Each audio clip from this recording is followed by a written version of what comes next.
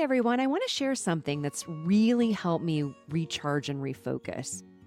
You know how life can just get overwhelming sometimes, right?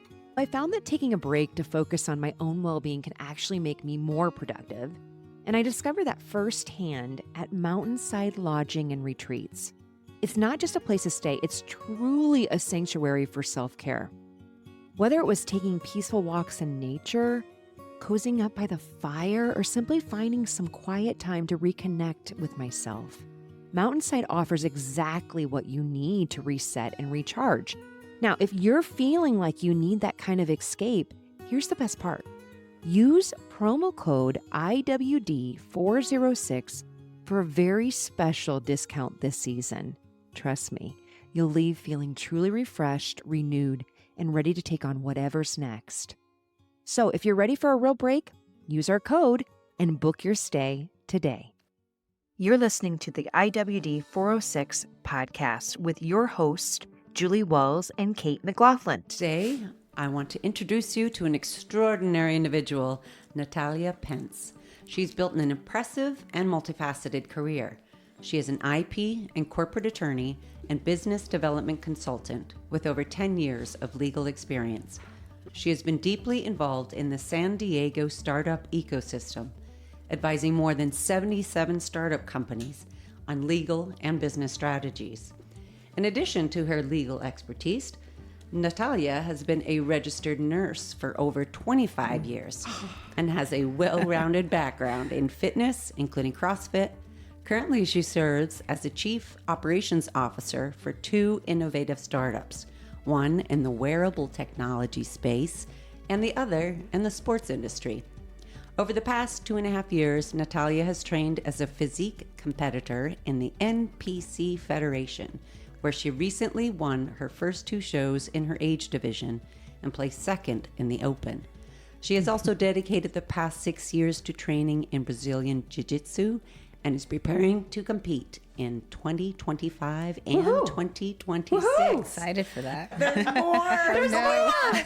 In addition to her professional and athletic achievements, Natalia is a proud wife of a recently retired Navy SEAL. Love that. And the mother of a strong and resilient 11-year-old who is excelling in both wrestling and Brazilian Jiu-Jitsu.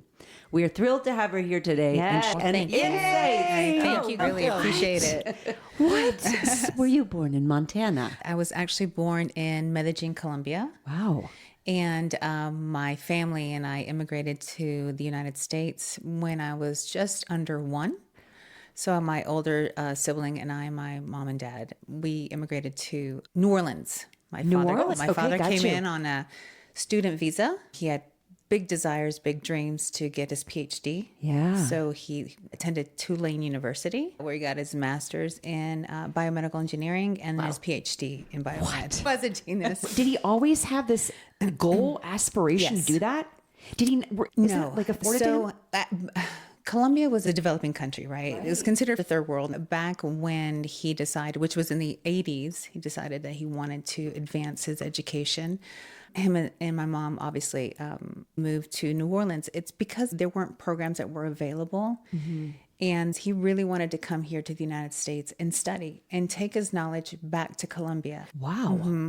The goal for him was not to stay and live out the rest of his life here. Yeah. He really wanted to improve, I think, the educational system at the collegiate level and the advanced degree level. He wanted to take the knowledge that he acquired here back to Colombia, which he ultimately did. Which is amazing. That's quite a legacy. Yes. It is Yeah, a it legacy. And he did do that. What did he do? So after my dad got his PhD, we moved to Nashville, Tennessee, where he was a professor at Vanderbilt University. Did some really interesting work there, and then ultimately decided to move back to Bogota. Wow. So he became a professor at the university, which is the biggest military university in Bogota. Okay. And his specialty was in engineering. And then he brought the actual program of mechatronics, which is mechanical, electrical, and robotic engineering, to Columbia. Wow. The first one to start the program. It was huge. And then he ultimately became the dean of engineering. Very cool. Wow, look how many people he inspired. It was like thousands of kids that wanted to do that. Yep. To get the accreditation for that particular program in Colombia was a huge thing. Huge. He launched many careers, many students. He enabled them to go overseas and study. These are opportunities that unfortunately are very hard to come by in a developing country. It's really hard. And so unfortunately, my father passed in 2010 of pancreatic cancer, and the legacy that he left was incredible. At his funeral, there were hundreds of students that were lining up to thank us for all of the inspiration my father had given them. And then the university built this huge campus just right outside of Bogota. It's like a life sciences campus. And they named one of the buildings after him. Oh, that's wonderful. Yeah. What's your dad's name? Nestor, Dr. Sepulveda. Oh, very cool. That's awesome. It was wonderful. Wonderful. Oh, I love that. He's the most, my parents, I couldn't have asked for better parents. Yeah. Your mom. My mother's a brain. She is a success. I know we talked about her story behind before my this. father. Make no mistake. Talk to us. You have very strong parental influence in your family. Education's right at the forefront of that too, which is 100%. Because the fact that they grew up not having that, seeing that people that had the education were able to attain this, and they pushed that onto you all, which is wonderful achievement. He ingrained that in us. Yeah. They came from, my parents weren't wealthy at all, and their families weren't wealthy. Right. They were self-made. They grinded in the university. My mother was a industrial engineer, because that was all that was available in engineering to women back then. But then she became very good at math. So she taught high-level math. Wow. So I remember my dad would sit down and he had some complicated math problem, and she just salivated at the thought of just wanting to solve it. Intimidates me. Me too. What? Like what? Like basic just addition and subtraction is pretty much where, with my poor kids, they're like, Mom, I need help. I'm like, I'm not your person. But she loved it. She absolutely loved it. Okay, very cool. And because we didn't come from, or they did not come from wealthy families, they knew that the only way to make it and to advance and to do something uber productive with their lives was to become educated. Yeah. And so that's what prompted my dad to ultimately get a student visa, apply to Tulane. And that's exactly what he did. And my mother, the good wife and mother that she was, she put her career on the back burner to support him. Because ultimately, that's what it took. Yeah. We still do that. Of course we do. Mothers and wives that support our families and our husbands. But I love the fact that she had the education piece. Because I know, again, like my mom, I'm just speaking from my experience. My mom was like, didn't go back to college till way later, because she was a part of that generation, was like, we're still trying to break through their glass ceiling, but we still have to fulfill this motherly duty. I think she always, I'm not going to say this, but I'm just thinking out loud. Maybe I think she wished she would have gone to college and pursued before she became a mom. But then she's, no, you have to, for us as kids, you have to go to college. There's no starting a family first. Did you guys get that? No. Not really? No, I had a lot of that push, that influence. It was just, you can. You can. Mine was right off the bat. You're going to college. Yeah, was my mom and dad. And one of the goals was also, because I graduated so young from high school. Which was 16. 16?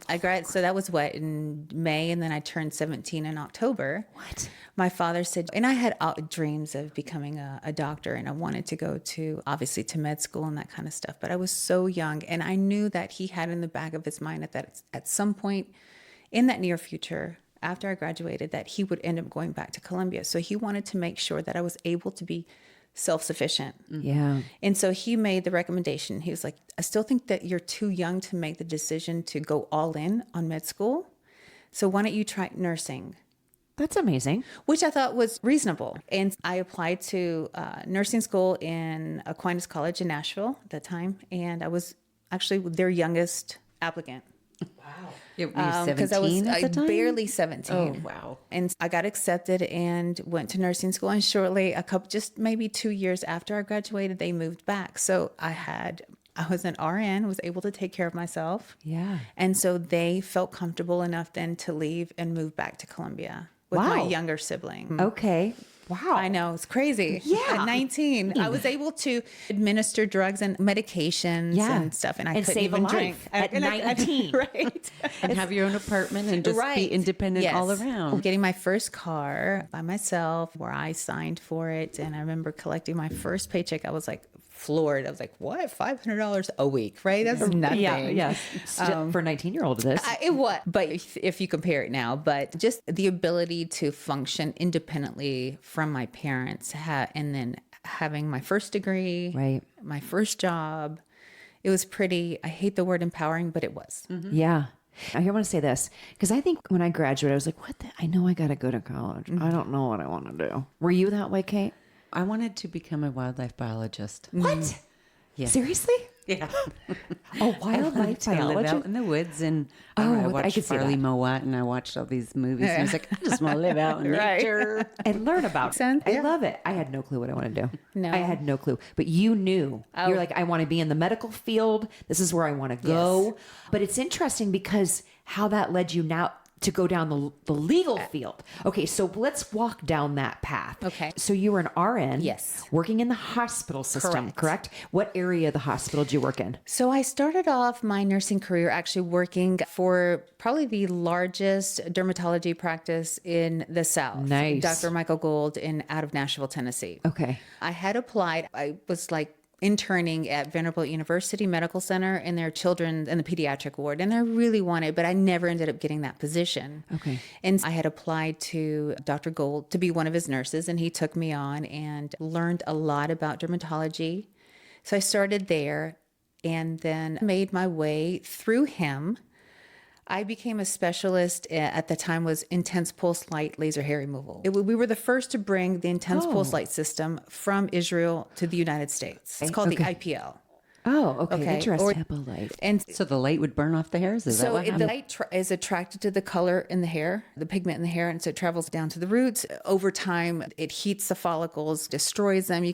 There's no permanent laser hair removal. I don't care what anybody says. Yeah. There's a significant reduction. Oh, gotcha. Absolutely. But you have to remember that you function or you have hormones that dictate a lot of your hair growth, especially in women. He then became the medical director for a startup. This was my first exposure to startups. Oh. I know it's really interesting how this all comes full does tie circle. together. Yeah, I love this. He asked me, and I was one of the very few in the country that knew how to operate the Epilight.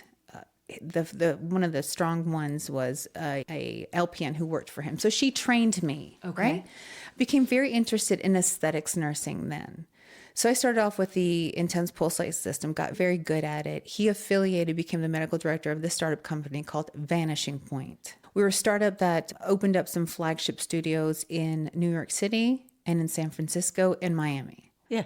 And you get to go all to these places to do And it's wild. I love this. So the CEO of Vanishing Point happened to be the former CEO of Aveda, Melissa Shaban. Cosmetics, or not cosmetic, skincare. So Aveda was a hairline, and then she worked in that space for a very long time, and now she's, I think, with Virtue Labs, and they do like hair restoration, like minoxidil and that kind of stuff. But anyway, she was a former CEO of Aveda. We had a pipe hitter team for this startup. You couldn't have asked for more qualified individuals. She was at the helm, running as a CEO. Wow. We had the chief operating officer who was a former VP of Blockbuster Video. We had the marketing director who I think was the former marketing director of Bath and Body Works. So he said, I'm looking for somebody to serve as helping train the nurses in these flagship studios. So I stuck up my hand. I said, I'm willing to go. Right? Good for you. I didn't have any attachments to Nashville. I'm only like 19, turning 20. Yes. And so he was like, are you sure? I said, yes. So off to New York City I went. Wow. That's exciting. On my own. Thankfully, Melissa was remarkable. She was a great CEO. The whole team was. That's wonderful. They took me under their wing. And so we started with Vanishing Point down in Soho. Okay. And then we opened on the Upper West Side. Okay. And then we opened, and after that, I went to San Francisco. Wow. Okay. Very cool. And then from there, I went down to Miami. Wow. And opened up in Coral Gables. Wow. Yeah. Cool. So I literally went from not just being a nurse, but being an aesthetics kind of nurse, delivering just laser hair removal every day, to now I'm the director of training for this company. Shut it. So when they interviewed me, it's against the law. You couldn't ask how old you were. Right. And I think she came to discover I was only 20. Wow. And Not even drinking age. No, even drinking age. Yes. So I would bounce around literally. I remember in my first 3 months, I was traveling 30,000 miles a month. Oh, wow. On the That's plane. a lot. Wow. A lot of plane time. And then I ended up doing a lot of the media, a lot of the interviews. Okay, Did gotcha. stuff. So you were the for- face of the company Yes. every time it opened up in a new in terms area? of the media, yeah, sure. Public relations stuff. I did a lot of the interviews for Allure magazine. We did Harper's Bazaar. I was on MSNBC, Business Unusual.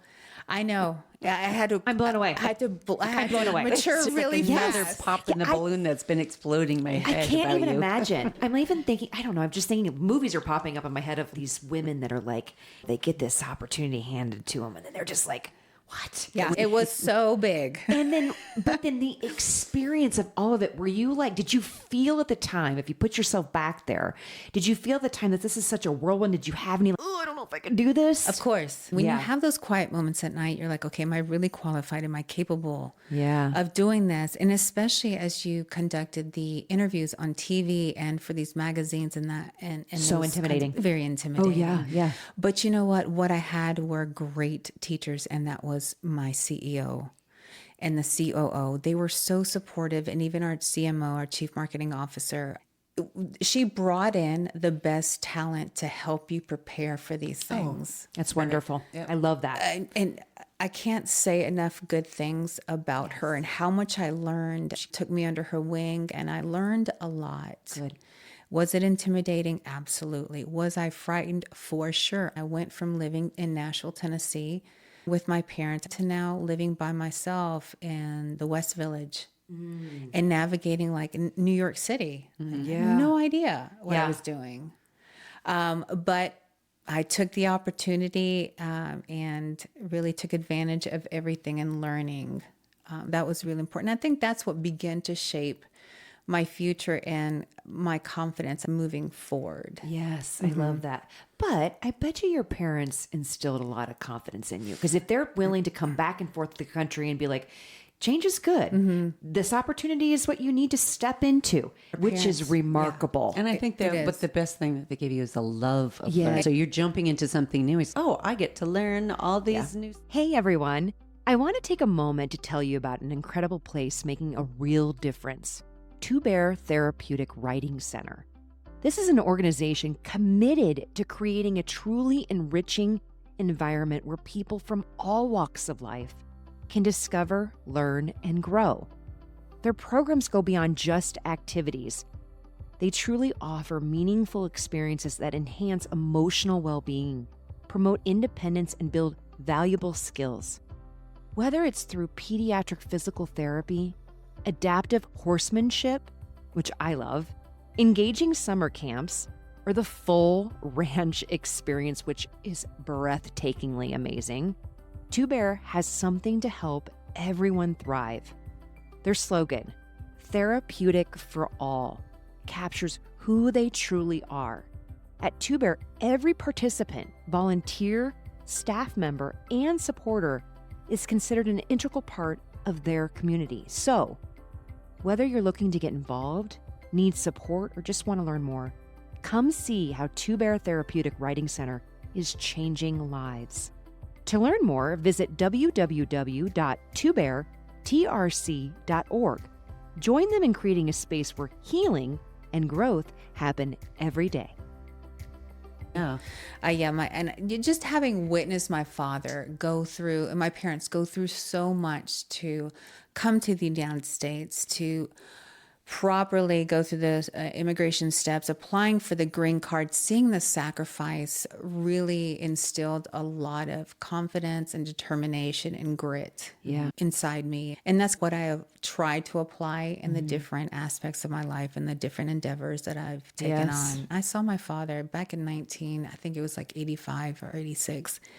We had applied for the green card, and I remember at that time, nothing was done on the computer. Everything's snail mail. I remember him pulling up, and he went to the mailbox. We were living at some apartments called Cumberland Retreat in Nashville, in West Nashville. And he had this manila envelope, and he was shaking because he knew it was from... Oh, yeah. Yes. Do I get to stay or what's and happening with my life right now? That's exactly what he said. He goes, in this envelope this will determine whether we get to say. And he was shaking. And then when he opened it up and realized that we had gotten our green cards at residency, my father fell to his knees and he was just elated. And those moments were pivotal. Yeah. I clearly remember it. This happened in the parking lot. I mean, who recalls that? Right. 40 years later. It just makes impact on me, like let alone what you witness, and that's your dad. Like, that's my father. Wow, something huge just happened. Yeah. Just happened. Yeah. That's amazing. Yes. And it makes you grateful. Yeah. Wow, I didn't really, that it is such an impact on people. It is. To have opportunity and to do what they would like to do. And to come to this great nation and take advantage of all the opportunities that this country affords you is amazing. You don't know what you have until, number one, it's gone, or you have to be put in those positions to understand exactly what you have here. Yeah. And that's why I'm such a patriot. I hear you on that one. Yes. It's amazing. So let's transition into, so you did that work for how many years? So I worked in that capacity for 2 years until we got acquired. Okay. Obviously, with any startup, the end goal is to have a successful exit. Yes. So we were acquired by a bigger medical company in New York City. Okay. And so from there, prior to us being acquired, is when I had met my husband. Navy SEAL husband. Good job. Yeah. So then you met and immediately did you fall in love? So that's really interesting. And this is how it happened. So I had just opened up the flagship studio for the laser hair removal in San Francisco. Okay. Gotcha. And we were in the Pacific Heights Fisherman's Wharf area. And the studio was located directly across from this famous kind of restaurant/bar called the Balboa Cafe. Oh, yeah. Yes, Okay. Yes. Okay. And so I had just employed a bunch of nurses, and I had taken one out to dinner. Okay. And we were sitting there having dinner, and all the singles went there. It was just a place to be. And so I was sitting there having dinner with her, and then it was like out of a movie. So there was the dining area, and there was this long bar that stretched the length of the restaurant. And so where I was sitting, I could see everybody come in from the left, and then all the women sitting at the bar, right? So I'm sitting there just a spectator. Yeah. Out of an Old West, you know how the doors swing open? Yes. Okay, here comes probably 7 studs. Oh, gotcha. Super handsome, all of them. Okay. You could literally see all the women begin to unbutton the top, hike the skirts, and I was chuckling because I was like, oh my God, I can't believe I'm actually witnessing this. Yeah. And they were all flustered, and the women are like doing their hair because they saw this group of men come in. Yeah. And I've never been an extrovert like that. Flirting wasn't a thing for me. And so I'm just watching this, and I just turn around and I continue to have dinner. And then he comes over. I actually had not seen him. Okay. I'd seen his friend. I thought, oh my gosh, that's a handsome guy, right? Yeah. So he goes, excuse me. And I looked up, and he was like, are you entertaining yourself? And I said, yes, because no one else is, right? And that's how the conversation started. Flirt. A little bit. Yeah. And so we met that night, and that was March 18th. Okay. I remember that day. And so he was there. He wasn't a SEAL then. He was a surface warfare officer. Did all these, I'm just picturing it. Did all these men come in some sort of like officer look? No. Or they were all just like. They were dressed to the nines. To the but nines. Not Okay, in, gotcha. Not in like their look. No. Okay, got it. They were just super handsome. Okay. Right? They just put together. Right. Impeccable. Okay. I was, wow, this is a nice group. Yeah. Right? And so anyway, so he made that comment, and at that time he was a surface warfare officer with the Navy. I had no idea what a Navy SEAL was, just so you know. I had no idea, no clues to what a Navy SEAL was before I met my husband. Anyways, at that time he was a SWO. He was there What's doing a SWO? a surface warfare officer. Oh, gotcha. They were doing some kind of exercise. Okay. And so we stayed in touch. I was living at the time between New York City, Miami, and New York. And he was in San Diego. So we just kept in touch, and he invited me out. I went out to see him. Like, we hung out the whole time they were there for the exercise, said goodbye. And I thought, oh, that's a nice guy, right? Am I ever going to see him again? Probably not. Yeah. But he continued to stay in communication. It was great. Like, we would send each other packages or cards and all that kind of good stuff. And kept in contact. And then he told me that he was going to go to BUDS. Oh, okay. Is that your training, or what Yes, does that that's mean? for a SEAL training. Before they become a Navy SEAL, you have to go through BUDS. Very intense. Yeah. I think most people understand what that looks I like. think they start. I'm like a big military nerd. I read books on Navy SEALs. Freaking love them. I mean, every time I get on an airplane, I'm like, what Navy SEAL book can I read? I probably read them all. And the BUDS training, I think there's like, I don't know how many officers can enlist. You have two different options. You can go into the Navy, right? Correct. And then you can go into the BUDS program, or you can go straight into the BUDS program. Is that correct? I don't know what the logistics are. Currently, there's one kid locally here. I won't say his name, but he's been training for about 3 years because he wants to go right into the BUDS program. His family he's got family members that are Navy SEALs.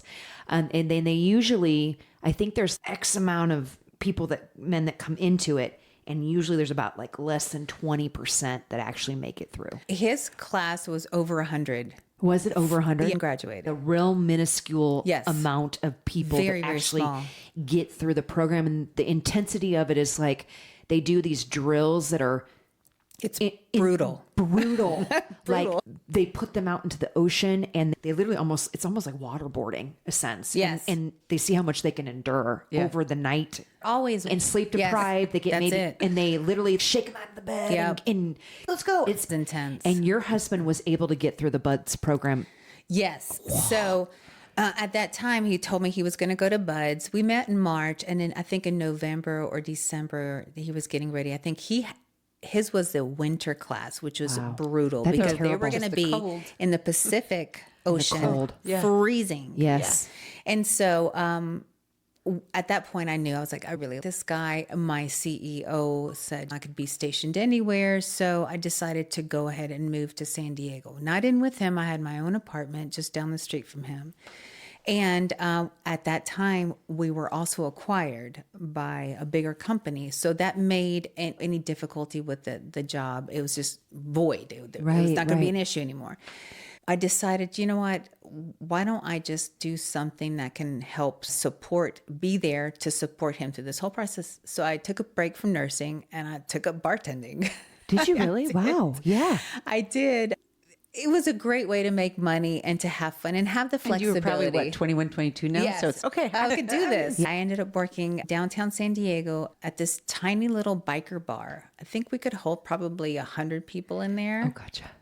One bartender. Oh, you're and it was busy. so much fun. So anyways, unlike some of the enlisted, I think the enlisted had to stay on base in BUDS and the officers could go back to their homes. Okay, gotcha. And so Andrew was able to, his name is Andrew, by the way. Andrew was able to go back to his home. So when I bartended, I could be there when he got home. Sometimes he didn't get home till like 3 o'clock, 2 o'clock in the morning.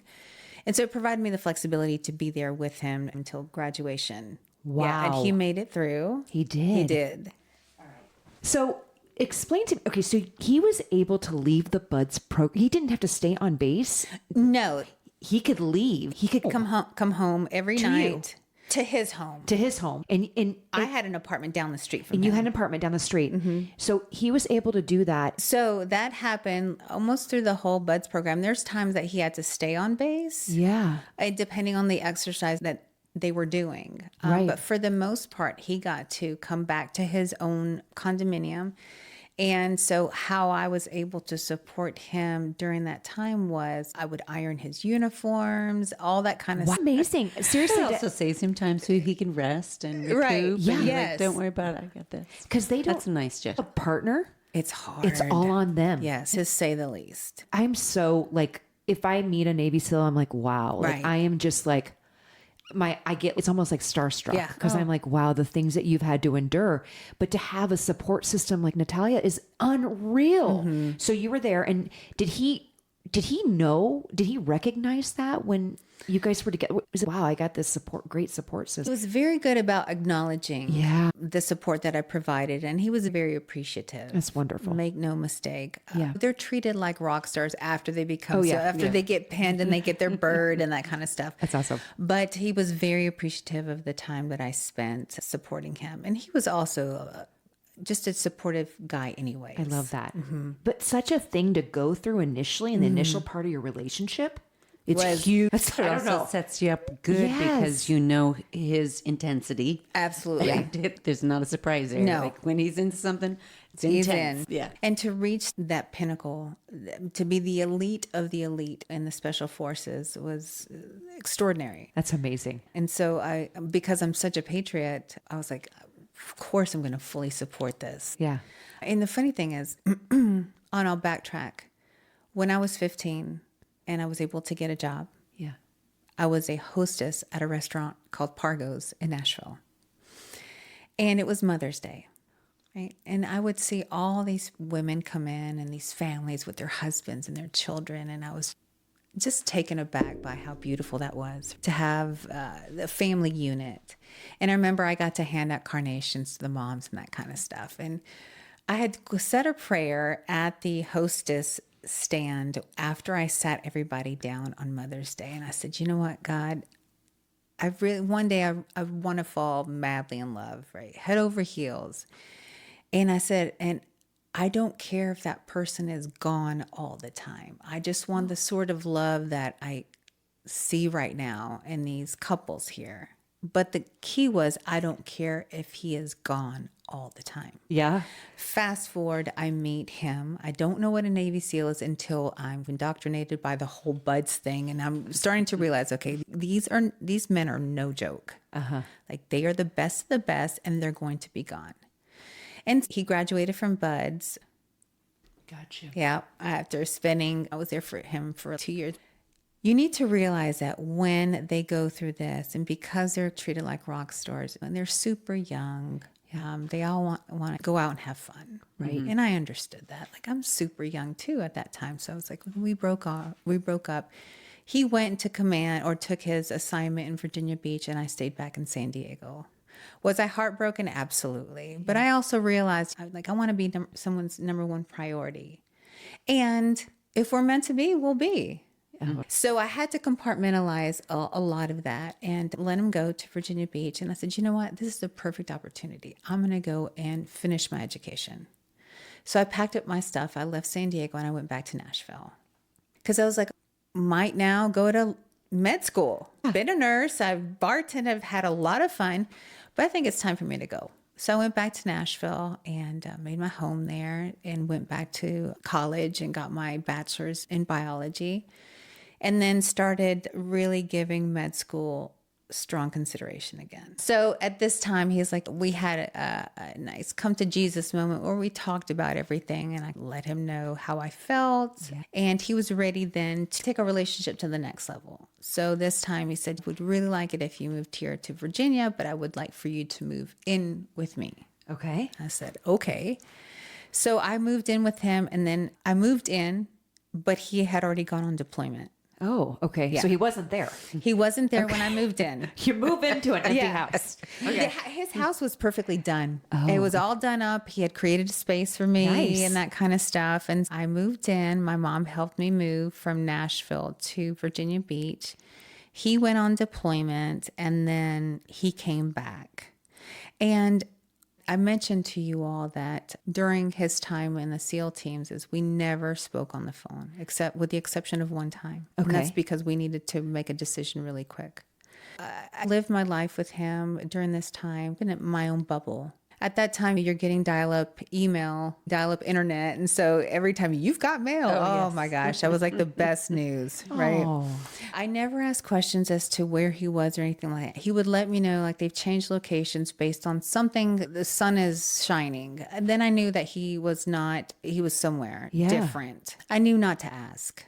And I didn't want to know. Just thinking out loud, I'm like, it would be such a cool book to read of something like this where almost romantic love letters. Yes. Yeah, between a person. It just feels like old school nostalgia of like what you would want to read for like somebody going to war and then, or they're deployed and they didn't communicate. And there's a reason for why they didn't communicate on the phone, but they wrote these letters it's like a time capsule. And then I don't know if you're into that type of book, but I would be like, oh wow, it's like a romance novel. Because it's also real. Romantic because Andrew's writing when he is thinking about you and Yes. loving you. Yeah. So it's coming from such a beautiful place. Right. Not, oh, I just get out of the shower and I'm on the phone and what's going on. There's so much emotional intimacy too. There Yes. was. Because you could really, one of the things then when we made the decision that we would never talk was because you don't know if that was the last time you're going to hear that person's voice. And what if they caught you in a bad mood? Or what if they were in a bad mood and you got off the phone fighting and then something happened? Yeah. Ugh. And so we would rather to just write emails and get to sit down and savor the email at your own pace. Appreciate the moment. Yeah. Yeah. And so that's what we chose to do. I love it. So then he goes on deployment, then he comes back. And that was very exciting. I had already moved into his place, got settled in school.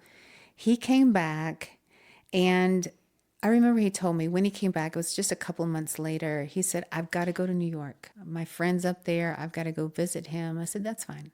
I was in the middle of finals, and I was studying for an organic chemistry test. And he calls me, he goes, hey, coming back home, why don't we meet on the beach where we always go running? Okay. And he was like, prepare a nice dinner or whatever. So he goes, but I need you to be on time. I didn't think anything of it because he always planned things down to a T. So I show up and he's there and he proposes. Oh, I love that. But this is a really interesting thing because he had this picnic set up and there was this leather bag. Okay. Right? Huge bag that he brought in from one of his deployments. He goes, open it up and go ahead and pick out your sandwich and that kind of stuff. There's food in there. So I open it up and out comes this puppy. Oh. It was a Rottweiler. What? Yeah. And I thought that was the gift, right? Yeah. Like I know, I was like, oh no, we're getting something like we're going to be parents' dog, right? That's how it starts. And he goes, her name is Bella. Oh. Yeah. Nice. And she had this yellow ribbon around her. He goes, and she has something for you. Oh, wow. And there was a ring that was Yes. tied around her necklace. And so he had set up the camera, proposed and everything. And guess what day this was? What? March 18th. Mother's. Do you remember? Yes. Years prior, Yes, I had yes, said that yes, on prayer Mother's on Day. Mother's Day. Wow, that he gave me did not chills. know. Holy He had buckets. never known about that story. Wow. I love Isn't that crazy? That is crazy. Yeah. So when you talk about when someone is meant to be, Yeah. I love that solidified that concept in my mind. I was For like, sure. Yeah. And the fact that you put this, if you want something, that you want this, Yeah. and pray to God or whatever you want to put it out in the universe, if you believe in it that much, it will happen. I believe that. Yeah, me too. Yes. My prayer at that time was so innocent and so pure. Yeah. Pleaded with God in that moment, manifested it to him, but Yes. with such intention. I love crazy as that. And so when I call my parents, I called to wish them a happy Mother's Day, my mom a happy Mother's Day, and they were quiet at the end. And so I hung up, and then he told me that he had, while he was deployed, one of the other SEALs spoke Spanish, taught my husband how to ask for my hand in marriage in Spanish. Oh my gosh. So he had planned all of this. That's amazing. For months. I have single girlfriends. Does he have any relation? That is amazing. I love that. Yeah. I want to go into you then becoming his wife. Yep. And then what was it like? Because I know oftentimes Navy SEALs wives put their lives on the back burner. Did you find yourself doing that? I did. You did. Absolutely. But Even though you were still going to school? Or I had finished school right before the weekend we got married. Okay, I finished my undergraduate degree because I started off with an Associates of Science when I was 19 and then got my bachelor's in 2003, right before we got married. Because after I took my finals, then we left and got married. I'm just throwing this out there. This is also after 9/11. And then thick of being. So yeah. now you're at home by yourself. Yep. You hadn't had kids yet, right? No kids yet. So then, and how did you like? If you're around you probably were on other Navy SEAL wives or partners. was not. You weren't. Okay. Not with frequency. Not with frequency. Then how did you then manage that being alone a lot? Here's the thing. So watching my mom growing up watching her and how she took on things head on. She wasn't the type of woman that had to have my dad around all the time. She was very independent. And so I don't need constant reassurance from my spouse. I don't need him to be here all the time. I'm still like that to this day. Wow. And so I think that's why we meshed so well. A lot. And even when he was home, he was working up for the majority of the year, meaning that he wasn't deployed, but he wasn't home all the time. Got you. They worked up like 300 days out of the year. Wow. Yeah. Does that mean you're working on something to be deployed? Yeah. So they're doing something training. background? Right. Okay. So they're doing a bunch of training everywhere. And So you were basically on 65 days with yeah, him. pretty much. That's like a couple days a month. Yeah, for the first few years. So you learn very quickly to become incredibly independent, organized. And here's the thing. If you don't have something of your own that you're working towards, it will not last. Yeah, I That can see that. relationship will not last. Yeah. And if it does last, it's going to be just for a finite amount of time. Yeah. Right. And so one of the things that my husband was always very good about was, hey, do something that you're passionate about. I'm going to support education 100%. While he was deployed, I just continued to work on my education. I was working in the hospital. I started like a little jewelry business. I was always doing something. And like I said, I'm not the type of person that has to have him there every single day. Just never have been. And as long as we communicated and we communicated effectively, things were going to be fine. I'm going to trust you until you give me a reason not to trust. Exactly. That's it. And I didn't give anything any more thought. I lived in my own bubble. Now, were there wives that had other issues? Sure. I opted not to be involved in any of that because that can plant a seed of resentment course. or maybe I'm not getting what I need. Right. Even though I probably am. So you separate yourself from that. 100%. Gotcha. Okay. I focused on my own goals. When did you decide to go back to school again for law? So I knew that, and I had made it very clear that I put med school aside to support him because we were never going to be co-located. Because still being deployed all the time and me going to med school and think of doing residency and that kind of stuff, we were never going to be together and the relationship would just not work. And so I said, okay, I'm going to nurse until I figure out what I want to do. I do know this. I want a terminal degree, whether that be a PhD, MD, or JD. Gotcha. For some reason, I was just hell-bent. Pinnacle. Yes. Yeah. So I remember one time that he came home from deployment. He was just settling in. We were driving down the street in Virginia Beach. And I clearly remember we were like kind of by our church. And I looked at him. I said, I'm going to go to law school. And he was like, Okay, let's do that. he was like, all right. And no questions. He was supportive. By this time, we had gotten orders to move down to New Orleans or Stennis, Mississippi, because my husband had taken on the XO position at a team called Special Boat Team 22. And they were in Stennis, Mississippi, and we moved to a little town. Hold on. Was he involved in that piracy situation? Which one? The pirate situation that happened outside of Indonesia? No, Somalia. Oh, the Somali pirates? Yes. Was he involved in that? I don't know. There's been a couple different invasions. So there's been a couple different attacks on these big Maersk boats. Right. And so they've had different boat companies. And so that was the one that's made famous and made into a movie, but there's been a couple more. Right. And they bring in the Navy SEALs to help with that. I don't know what missions he was on, and I never have asked. You probably can't know. No. Yeah. Okay. Gotcha. And he is firm. He won't disclose no matter how much you beg. Yeah. And the thing is, I found it such interesting work in general, just as at a high level, understanding kind of what he did, that I didn't need to know specifics about missions or anything like that. And they're not allowed to tell. So I was good with that. I don't blame you. And then you can focus your mind on what your studies are for law school. So go ahead and continue. So I said, I'm going to go to law school. So we moved to New Orleans so he could take on his XO position at Stennis, Mississippi. I just finished unpacking the last box before Hurricane Katrina hit. So I had taken on a position in the ER as a nurse, and it was the Friday before. They called me in and said, you're part of the hurricane team. Oh. And my husband was the XO of this special boat team. And so we talked, and I said, okay, what does that entail? They, well, you're going to come and be on shift and that kind of stuff. And at this time, the idea of law school was in my head. So I had my books and I was studying and all this kind of stuff. So then I go to the hospital and we say our goodbyes. We each pack up our trucks and that kind of stuff, not knowing how big Katrina was going to be. Yeah. I leave for the hospital. He leaves with our dog for his team. And he said, if this thing is as big as they're saying it is, don't panic. I will come and find you. Yeah.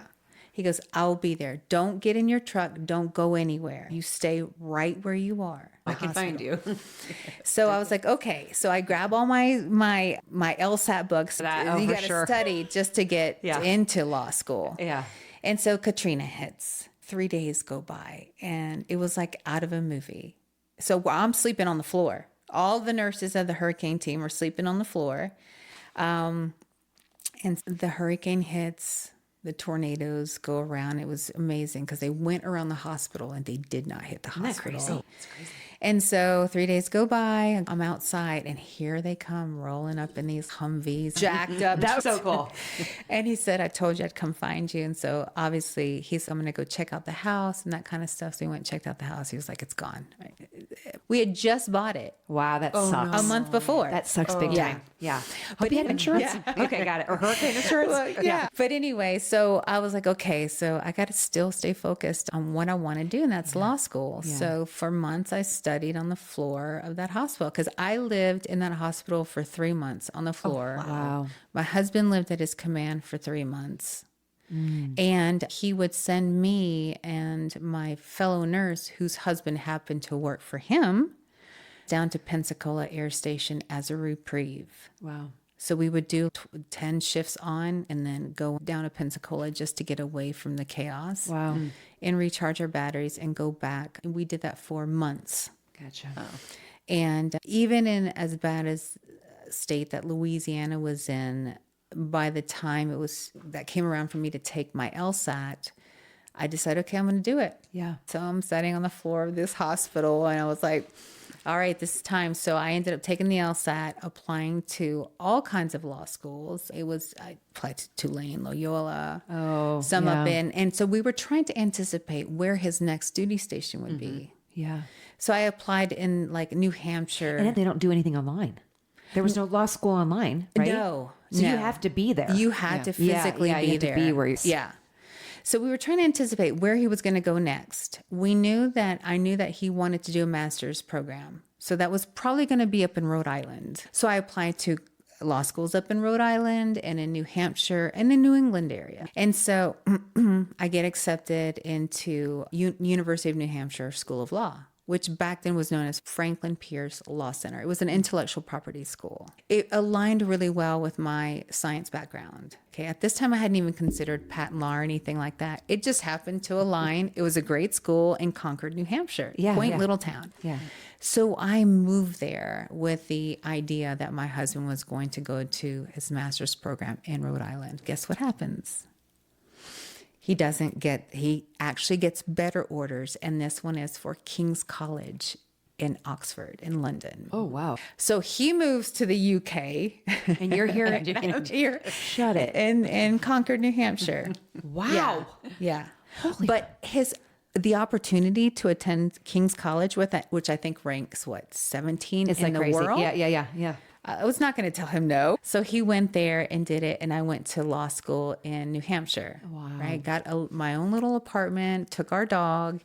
And I think as an older student, you can appreciate the journey so much more because that was arguably one of the best times of my life. Oh, that's law school was. Oh, yeah. Nice. It was wonderful. Oh, I love that. Yeah. So then you got out. Yeah. Did you immediately practice law? No. So I got out and then we got orders to move to Germany. Wow. Yeah. It's almost like you can't really, you are really. You just say there's no roots. It's Yeah, just there's like, no hey, roots. we know that We we're can't do just that. always like we're fly by night, not fly by night. But you're at the mercy of their career. Yes. Yeah. Okay. In which I was happy to be. Like I'm living around the world, of course. What am I going to say? No, I'm not going to argue against that. Right. And I took it as opportunities just to learn about different cultures and that and those kinds of things and to grow as a person. So we get orders for Germany and he goes ahead me because he's already in the UK. Unfortunately, around that time, my father got diagnosed with cancer. And it was in my last year of law school. I went after law school I graduated and then I went to South America. Okay. And I ended up staying there for, I don't know, 8 months. Oh, wow. Yeah. And so my husband was in Germany at this time. So he moved, and then I moved to Germany. And then I applied to several positions there. It was very hard if you don't have experience. Yeah. Like, how are you going to practice at an international level? Yeah. I couldn't practice law out there. Unfortunately, that was the downside. Did I enjoy Germany? Loved it. Right. Would have done another tour of duty there. Right. It was awesome. We lived downtown Stuttgart.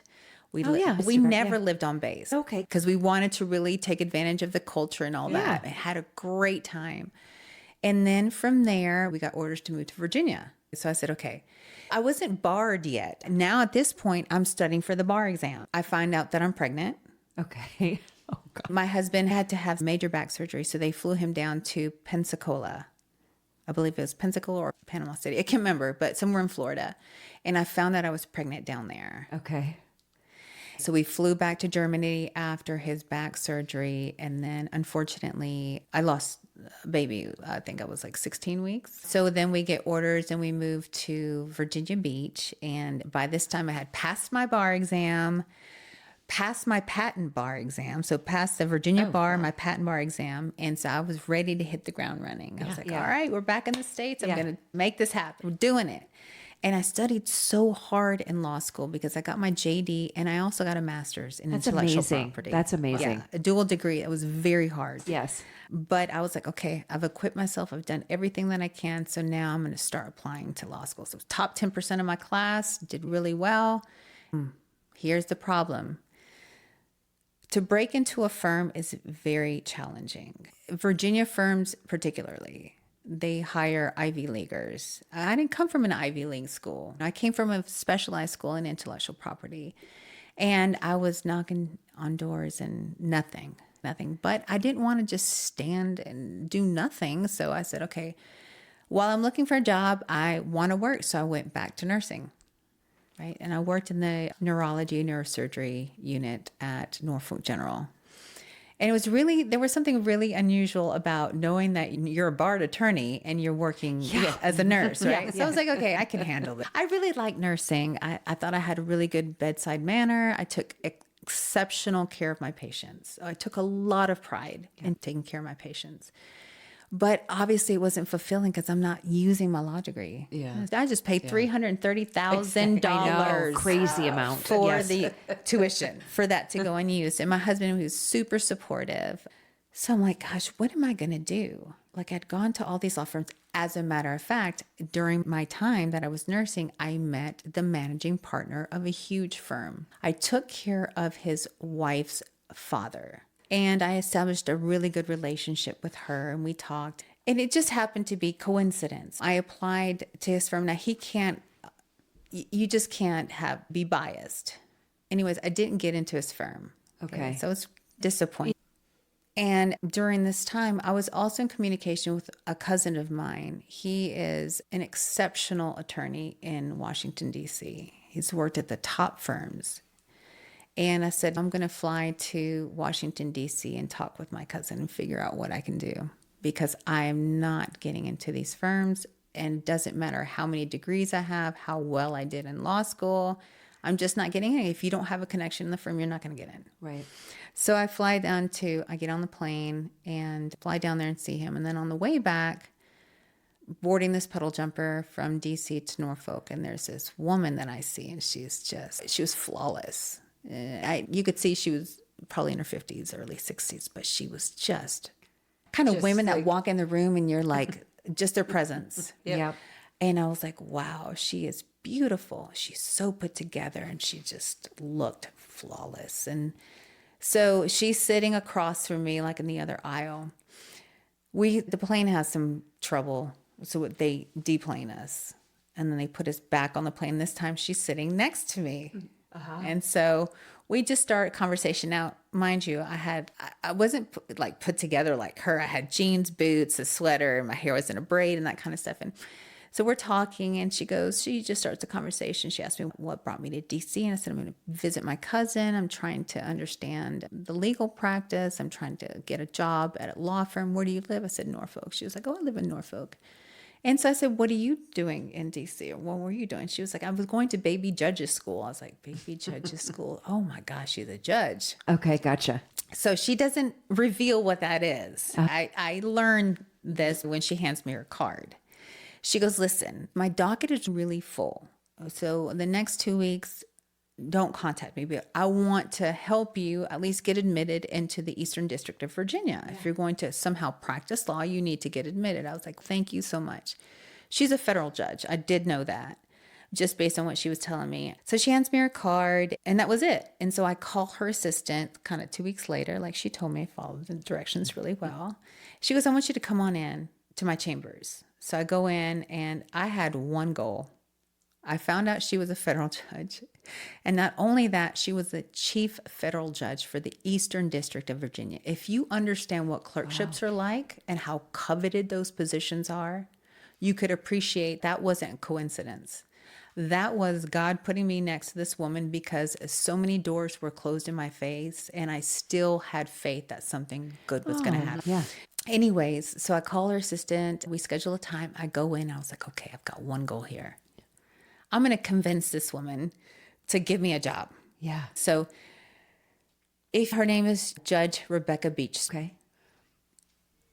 She is a just powerhouse judge. Okay. She's just one of these figures that are undeniable and her record is impeccable. Right? Okay. And the way she carried herself it's very intimidating. I don't get intimidated by much, but I was intimidated by her. I walk in and we're talking and she puts me through a sort of interview and I said, look, Judge, I said, I want to learn from you. Yeah. I'll be completely transparent. This is what's happened. She goes, where did you apply? And I said, I applied X, Y, and Z. And she was like, I'm going to have to think about it. She goes, because I'm full. I've got 3 law clerks out there. And she was very matter of fact, right? Southern woman. And she was very blunt and let me know where I stood in all of this. And then she says, I said, look, Judge, I will work for you for free. I just want the experience. You're also thinking too, like building that resume piece, right? And Absolutely. So we do things that we don't get paid for, but it's going to lead us to something bigger. Yeah. At that point, I could care less about a paycheck. I just wanted to learn, right? And she goes, oh, I'll give you a call and let you know what we can do. But be honest, I've got 3 clerks I just hired. So I was like, okay. So a week later, her assistant calls me and she was like, look, I'm sorry. The judge can't hire you. She can't hire you a barred attorney and for free. And we just don't have the budget. Yeah. I understood. Yeah. Like, I get it. At least I made a contact there and she was going to help me get admitted into the Eastern District of Virginia. And I was very appreciative of that. It's just funny. Things work out for a reason, right? They happen for a reason. So at this time, my husband comes home and he goes, I'm got to go on deployment. So I said, okay, so you go on deployment. And we were trying to have a baby. So he leaves on deployment and lo and behold, I find out I'm pregnant. Love it. Yeah. And so a couple months passed and I said, you know what? Even if somebody at a law firm offered me a job right now, I would not take it. I want to work for her. Oh, wow. You were determined. I was determined. At this point, focused. I was super focused. I liked her energy and I knew she was going to make me the attorney that I needed to be. I was going to learn and it was going to be, I was going to be in the trenches, but that woman was going to make me resilient. This. I've noticed a theme. You have really strong women. Yes. Throughout your career. So my husband leaves. I find out I'm pregnant. And then I find out how high risk I was. So even if she had given me the job, I would have had to quit. I had complete placenta previa. I had a major bleed out at the gym. Okay. And then I was put on bed rest from month 5 until birth. So I said, okay, I'm going to just look for an opening for her because she was advertising on USA Jobs. It's a federal clerkship, so she had to advertise on there. And I saw that she had an opening. So I didn't let her know that I was applying. I just applied. And obviously she saw who it was. And so She calls me in. By this time, I am 8 months pregnant, on bed rest still. And so they called me in for an interview. I asked my doctor. It was the only permission that I got to actually get up and walk and go. So I went down there, and I remember walking to her chambers, which is beautiful, huge. And this was in Norfolk, Virginia. And I was like wobbling at this point, just like coming in with a big old belly. And she said to me, I love to see you like this. Oh, good. She was like, let's not do an interview. Let's just talk about life. Yeah. So we talked about life and my husband's deployment, that kind of stuff. She was like, okay, I'll get back to you. And I was like, okay. And so she gets back to me a week later. Her assistant did, and her assistant's name is Debbie. And she goes, Natalia, Debbie, Chief Judge Smith wants to offer you the position, but she wants you to spend a year with your son. Oh, I love it. Yeah. So your position is for next summer or next fall. And I was just That's beyond. amazing. Wow. That's wonderful. That's a beautiful Yeah. example of women supporting Yes, women too. yes. Like, yes, I love seeing you like Yeah. this, but you know, Yeah. yeah. I want you to have your moment with your Yeah. baby. And she had never hired a woman of my age. At this point, I'm 40 Okay. something, Yeah. and a mother. Yes. That's Was there- amazing. Not even Yeah. a mother. Wow. No. Okay. Yeah. They were always recent graduates and from Ivy Leagues. Oh, gotcha. You want some. And so she was like, I'm going to take a chance on you and that kind of stuff. And I was even more determined. I'm going to work my butt off for this woman to make her never regret love that that. she took a leap of faith. Yeah. When you talk about clerkships, people will do whatever it takes to land Yes. these clerkships. And she could have 500 applicants. Right? And how long did you work with her? So it was supposed to be for a year. And then as the year approached, she saw that I was applying for jobs because I was letting her know, because I maybe need a letter of recommendation. She'd like to do it via phone calls. Anyway, she says, we had established such a good relationship, but make no mistake, that woman taught me so much. It's amazing.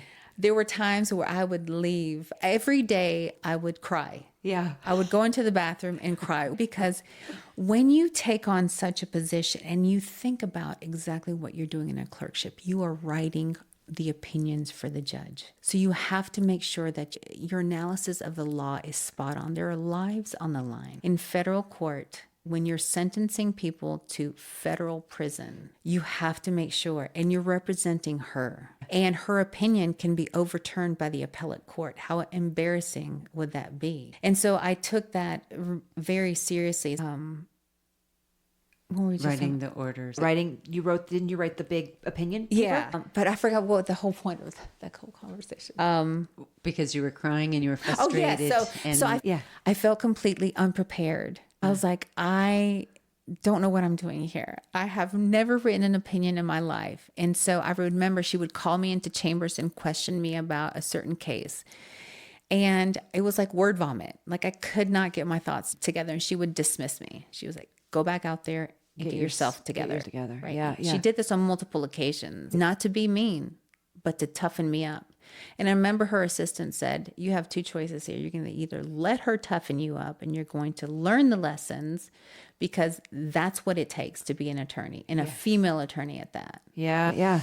And I felt wholly just like unprepared until she beat that out of me.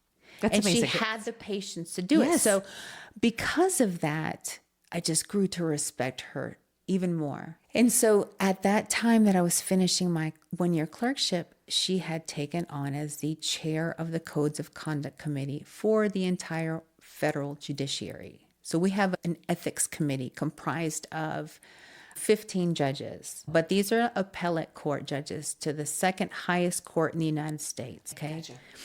And so she says, I have an opening for the ethics law clerk. So you'll still do work here for me, but you're also going to be the ethics law clerk. Do you want to apply for that position? I was like, of course. That meant also delaying my entry into a law firm, because typically when you do a clerkship of this caliber with her, you can pretty much get into any law firm. You know that Yes. experience. Boom. Yeah. And so I was like, okay, this is going to delay it, but I really like her. And I like the predictability. I know how to work with her now. Certain, like you only do that clerkship for Yes. like a year or how many years? The initial one is 1 year. 1 year. Yeah. But this one, she served for 2 years. So you did that role for 2 years. So you had to stay where you're at for 2 years. And so that meant that if my husband got orders, I would stay and finish out the clerkship, the ethics law clerkship. And what a great experience that was, because I got to know 15 of the most well-respected federal judges. Amazing. Including the appellate court judges. That's awesome. And I traveled with her to DC, and I wrote opinions for the clerkship, for those judges. Learned a lot. That's amazing. I love that. All right, so let's transition into your bodybuilding experience. Talk to us a little bit about that journey. When I was in my 20s, I had always envisioned wanting to compete, right? But in the fitness space. And so they have different categories, right? They have fitness, they have bikini, they have wellness, they have physique, and they have your traditional women's bodybuilding. And I was fascinated by the fitness ones because they did all like the tumbling, the push-ups, and that whole routine. And then they did their posing. Okay. And so it was on a bucket list.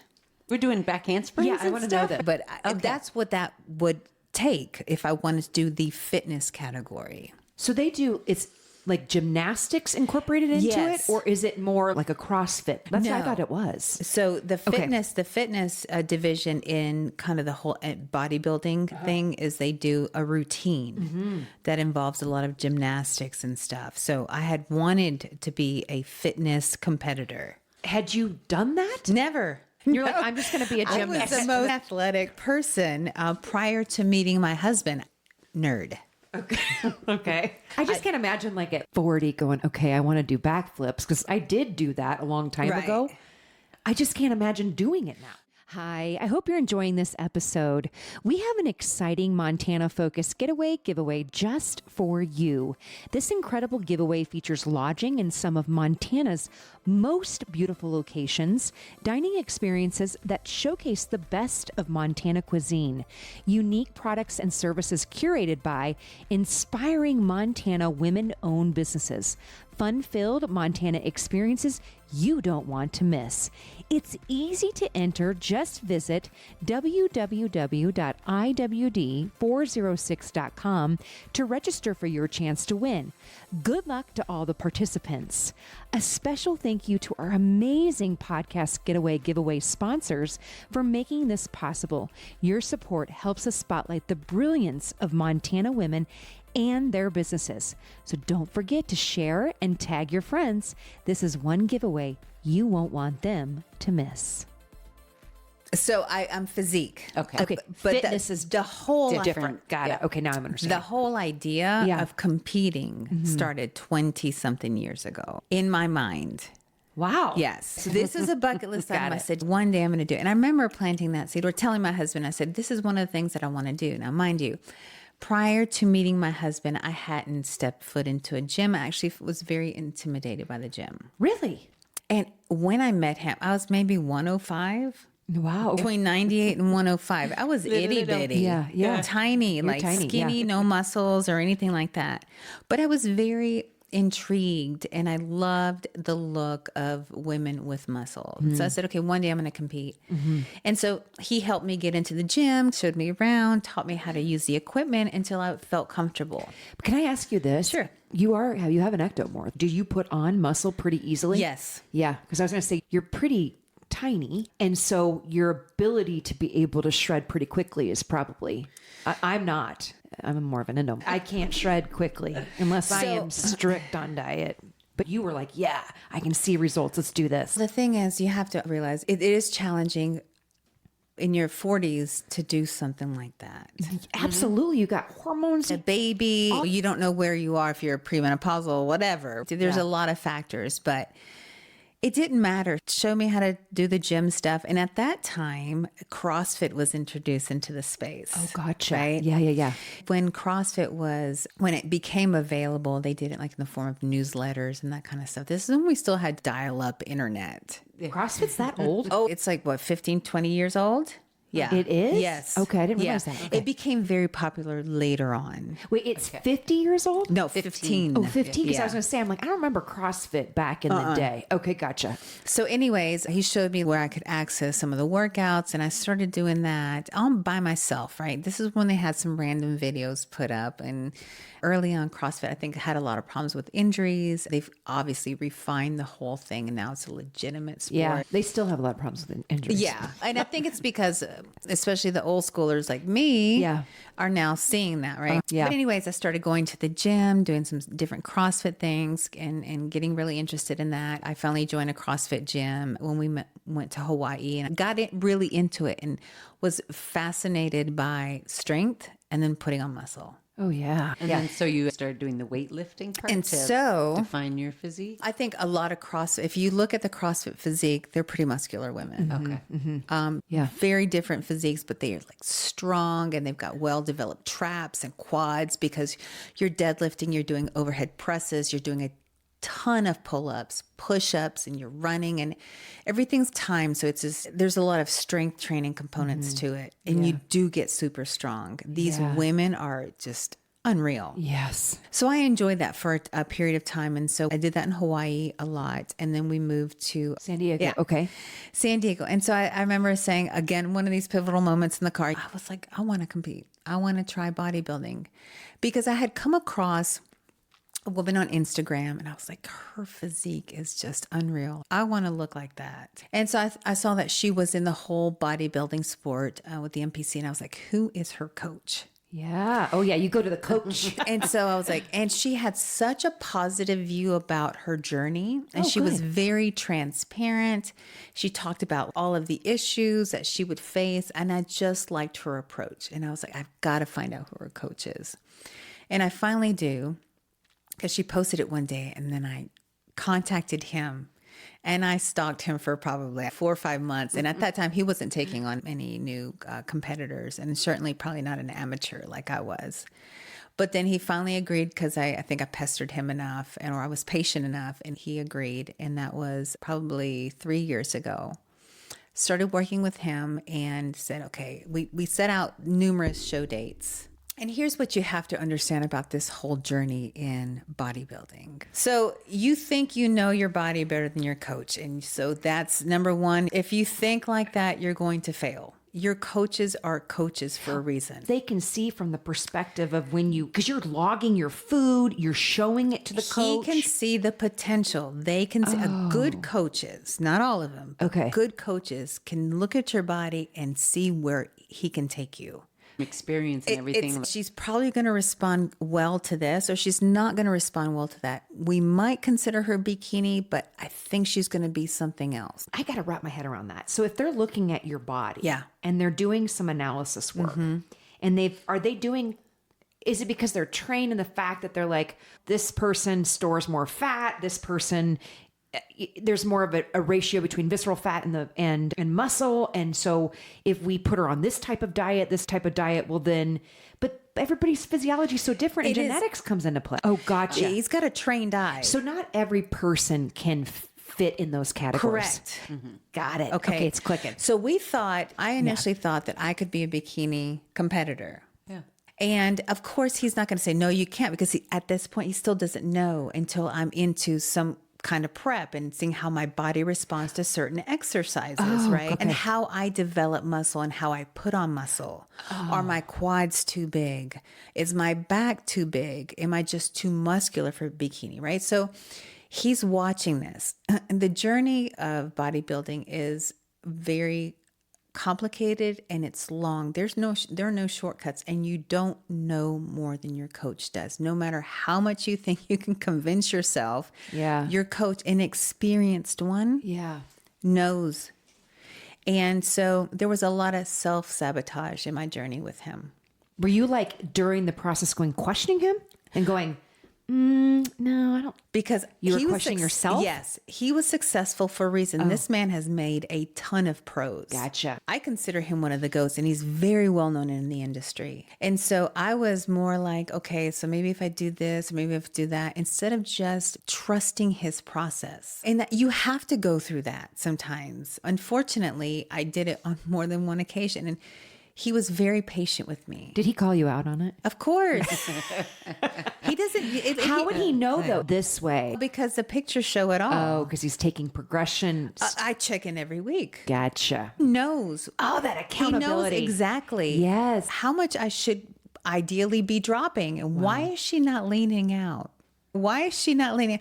And it's really interesting the way he approaches things. He doesn't hold your hand. He makes it very clear at the beginning. You seem to have coaches that are good at that, though. Yes. Like from the lady mentor who's a judge is like, hey, I'm not taking that. Go back and come back in and be better. I've been blessed with those sorts of people that kind of make you accountable, and they give you those nudges. They don't hold your hand. And so he was incredibly patient. I will tell you this, because he could have easily dropped me as a client. Then it becomes, it's interesting. This is the way I'm thinking it in my head. These mentors that you've had pretty much go, this is my space. Yeah. And this is your space. Yeah. I'm not going to mix my shit with your shit. And so I will either give you the tools and you do something with it, or you don't. I'm not going to take that on. And I think it's fascinating how some coaches will be like, I'm looking from a coach standpoint. Sometimes they probably take on their own client stuff.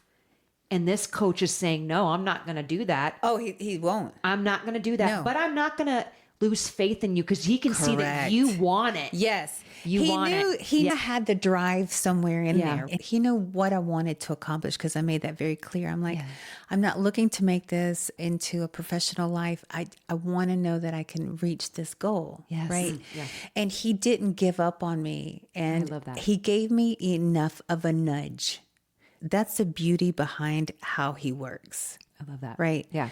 And it's very hard to find somebody like that. And so I appreciate his patience and his nudges, right? I love it. Yes. So there was a lot of self-sabotage in those 2.5 years, until one day I realized, okay, I have to get out of my own way. Yeah. And I have to believe that I can do this. For some reason, I knew I could put on the muscle. Working out wasn't the problem.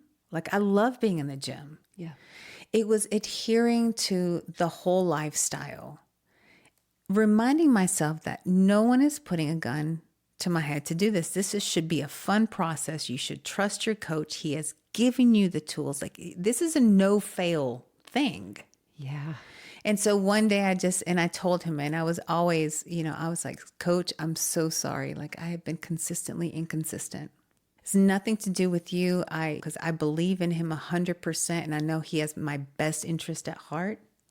And the day that I let go was the day that I started to see some serious progress. I love that. How did it take you from the start of training to the competition?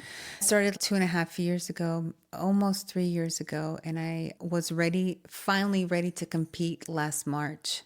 Nice. And this is what happened.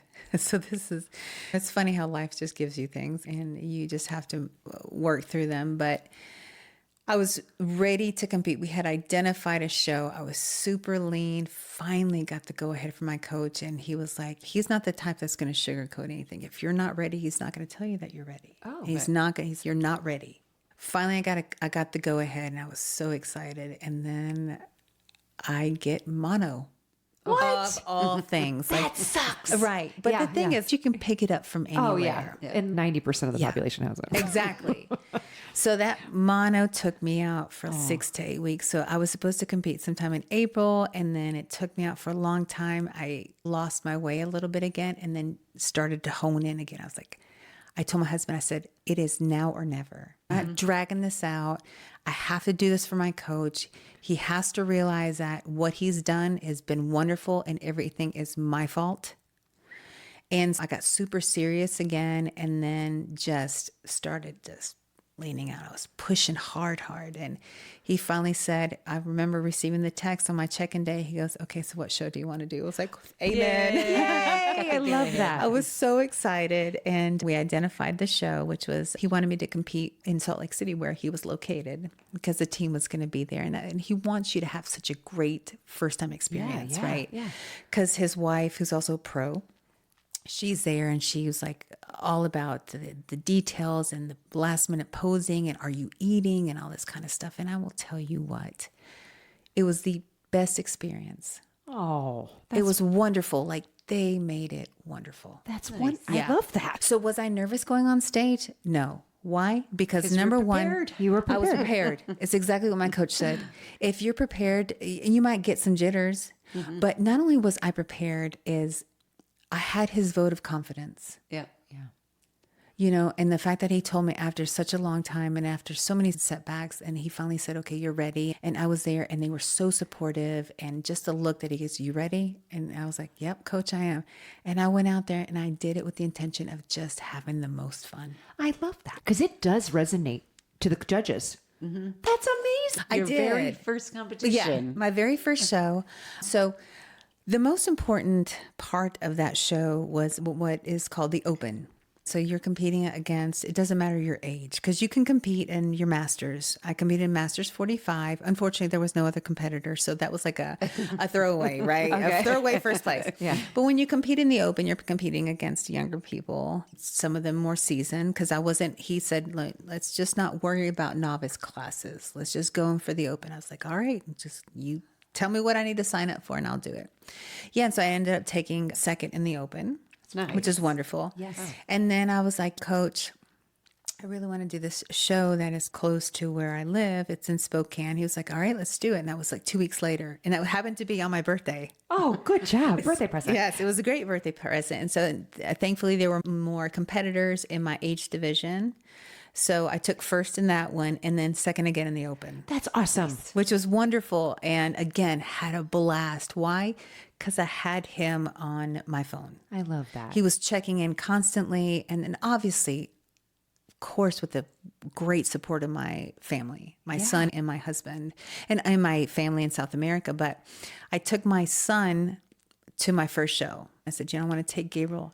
I want to show him what this is all about, what I've been working so hard towards. Yeah. Why we teach him, look, hey, it's great to have fun and eat great food, but in moderation. Why you got to get up and train. Yeah. Every single day, even when you don't feel like it. Right. And I said, he was my little wingman.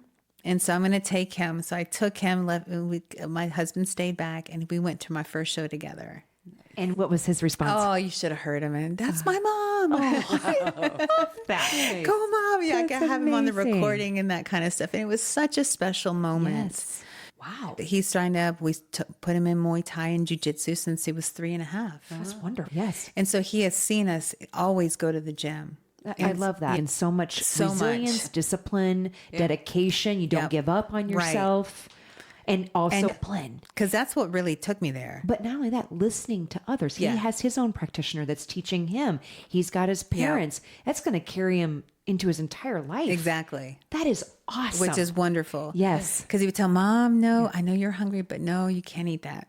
Right. And so bless his heart, like he would then say, okay, I'm gonna do the cut with you. So he was also like learning about all that kind of stuff. And he's tapping more in tune with his own body. Yes. That's the biggest thing. I think we've all lost that sense of self Connection with our mind, body, spirit. Yep.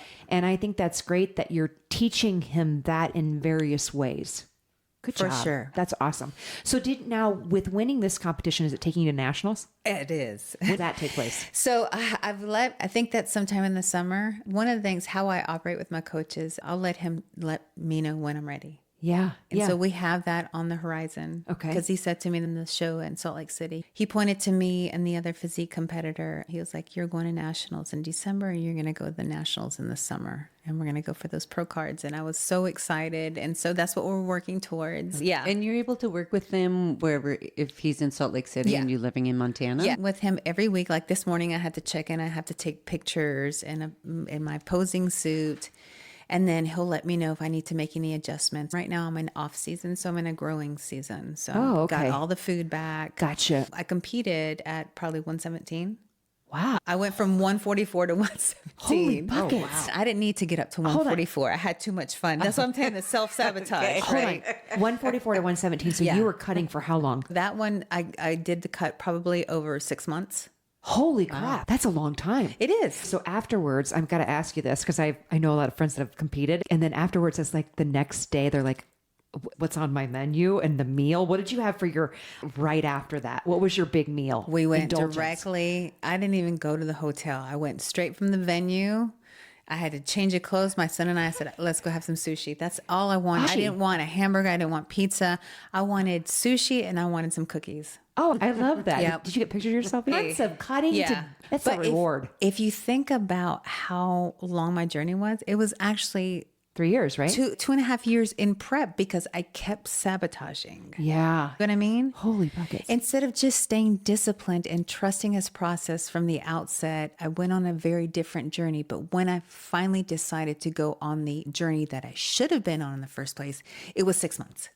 I love that. And that's a message for anybody going after anything. Yes. Trust in the process. Exactly. I love that. Thank you. Just stay disciplined about it. Yeah. And then the discipline also goes back into sticking with what you want to do. Correct. That seems to be your thread in life too. I'm disciplined enough. I'm going to become an attorney now. Yeah. And I'm going to find a job and this is my next goal. You have setbacks too, right? You start questioning yourself. We are all at that point. And at some point in our lives, we're like, oh, I need a win. Yeah. And I was telling my husband, I said, look, we moved here to Montana. What am I doing with my life professionally? Yeah. Right. Even though I have the position, I have my advisory practice, for some reason, it wasn't fulfilling enough. I needed a win somewhere. Yeah. And the win for me wasn't even placing in the competition. It was the fact that I got there and I stepped on stage. Yeah. Everything else was just icing on the cake. And so now that I've accomplished that, I was like, all right, okay. So now I put some lofty goals on my calendar. You just hit a really good point, is that women oftentimes, I feel like they need a win, right? They need a big win in their life. What advice would you give women that are really, they're listening to you right now and going, gosh, how do I find my win? Find what particular thing that you have always wanted to do, no matter how outlandish it might be, how lofty it might be, right? Let's say, for example, if you are overweight, as an example, but you've always dreamt about competing, put that out there. You can do it. You can do it. Absolutely can, no matter how much you try and convince yourself that you can't. You absolutely can. I love that. Girl, you got me chills. Yeah. All right, we're getting to our last three questions. This first one is a thought. I'm up. All right, because get the fun one. So, your experience, what are some ways women resist, or we've talked a little bit about this, what are some ways women resist or hold themselves back from achieving their goals? And what advice would you give to women looking to overcome? That's, it's a loaded question.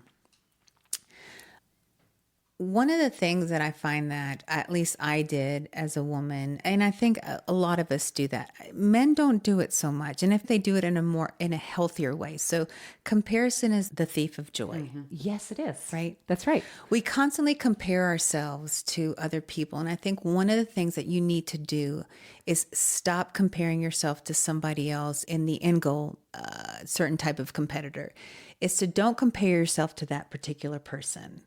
See that as a state that you can get to, right?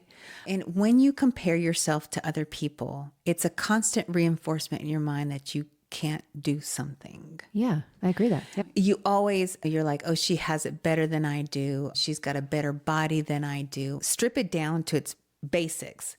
She has a better body than you do right now. That doesn't mean that you can't have a comparable body. It's just that she did the work. You haven't. Yes.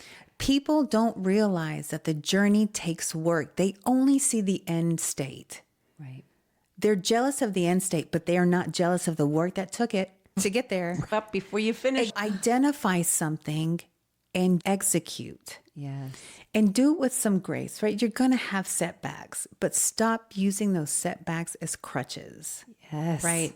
I'm not smart enough. I'm too old. One of the big things that I see women do is I'm too old to do that. I started jiu-jitsu when I was 40 years old.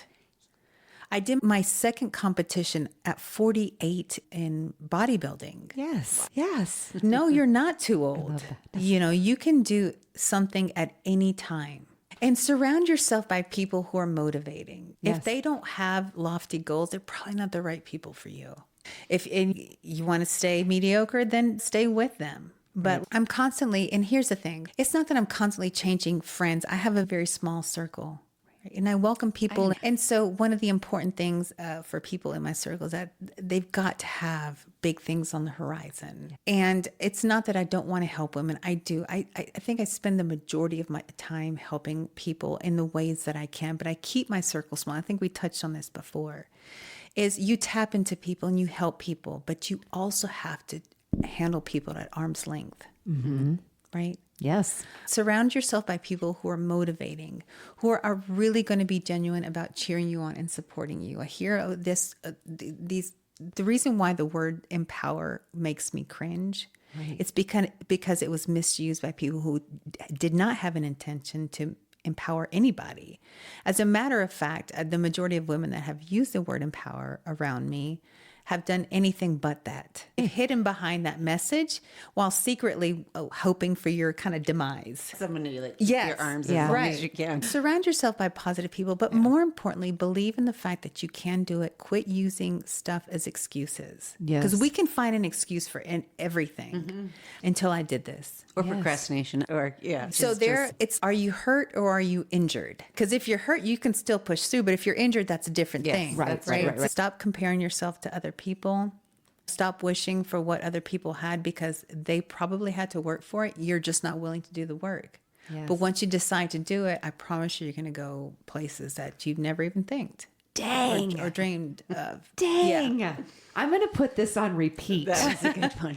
And I'm going to pull some memes out from what have you just said, and then play it from my daughter as she pursues softball and anything that I do when I procrastinate. I love this. If you could match against one of the 3 famous trained celebrity jiu-jitsu practitioners, who would you choose and why? And these are the 3. Margot Robbie, Scarlett Johansson, or Demi Lovato. I didn't even know they practiced. I didn't know they practiced. And personally, I don't know much about those 3. But I will tell you this. I would not match up against any of them. Okay. And here's why. Okay. Because number one, I don't know how good they are. When I want to match up against somebody, I want to choose a person who is going to hand it to me. Oh. You want to be challenged. Who's going to throttle me throughout the whole thing. That's how you learn. Yeah. So my answer would be, I would want to be challenged, or I would want to roll with some of the top black belts so I can feel what it's like to be thrown around like a rag doll, because that's exactly what I want to end up being able to do. Yes. And there's a beauty to how they do it. When I started off as a white belt and eventually getting my blue, I was rolling with this. She was just a blue belt, but she was very seasoned because her training partner was a black belt. Oh. And she put me in this gnarly position called a bow and arrow choke, but she did it with such fluidity. I was like, oh my God, you have to do that again. Right? It was Were you like, crazy. what just happened to me? Yes. Okay. I would be. And so I would choose somebody who could hand me Sneak my attack yes. and Yes. do it without you. You're like, what just happened? And I remember I was training what they call no-gi without the gi on, but it's more of like real time, like grappling. I was training with somebody at a studio called 10th Planet. They're known for their no-gi. It's this crazy type of jiu-jitsu. And she put me in this position. She gift wrapped me. And I was like, I could not believe what had just happened. Like I was just so blown. She was probably, 18. Oh, wow. But the way she did it was just beautiful. Wow, Yeah. that's amazing. Yeah. And we're getting to our last question, which really sucks, but I'm excited to hear what you pick. It's our signature question. If you could pass the mic to a Montana woman to share their story on the IWD406 podcast, who would she be and why? Anna Farr. Anna Farr. Yeah. I love Mrs. Anna Farr. Fire, arm handling. Yes. Yes. So I recently discovered her through Instagram and then just took their fundamentals course for the pistol. But I really like what she's doing and how she is really positioning women in firearms, right? I think it's really important. If you have the opportunity to take a class from them, do you guys handle firearms? I do. Yeah, Okay. I do. I have but in yeah. the past with my dad. And I like the message that she puts out. It's you feel a sense of protection, obviously owning a firearm, but there's a big responsibility that goes with that. And not only in handling the firearm, but understanding the law as well, right? Yeah, for sure. And your constitutional rights surrounding that and what it's like to be able to protect your family, protect yourself. And she's a strong Christian as well. Yes. And so I really like the messages that she puts out. I think she's a very strong Montana woman. She's amazing. Yeah. I've connected with her a few Yeah. times on Instagram, and I am interested in learning her story. I know she works with Church and State Designs. Yes. And she's got a very fascinating story as well, and all about self-defense. Correct. And I think they've been in positions where they've had to defend Yes. themselves. And so I think what she's doing is pretty remarkable, and she's doing it in a very educational Exactly. way. I'm so excited Yeah. to interview her. I thank you so much for passing the mic to her. course. And thank you so much Thank you so much for being on the show, Natalie. Thank you, podcast. ladies. I appreciate it. So many great takeaways. People are just going to be blown away by this episode. Thank you I so appreciate your compliments. They're very generous. Yeah. I'm glad I had the opportunity to share. Like I told you before, I'm typically really reserved, but this was very nice. much. Good. Yeah. Yes. We want it to be a good experience for you. So thank was you so wonderful. much. Thank you. Awesome. A special thank you to our podcast guest. You can find all of her links in the description of this episode. If you like what you heard, please hit subscribe. You will be notified of future podcast guests. Follow us on our social media platforms and stay tuned for our next podcast chat with an amazing Montana woman.